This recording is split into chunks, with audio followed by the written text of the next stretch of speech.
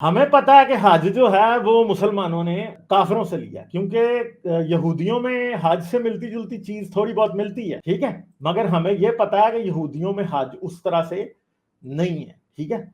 हज, और कभी भी कोई नबी मक्के नहीं आया। ईसा आया था क्या मक्के? मूसा आया था मक्का?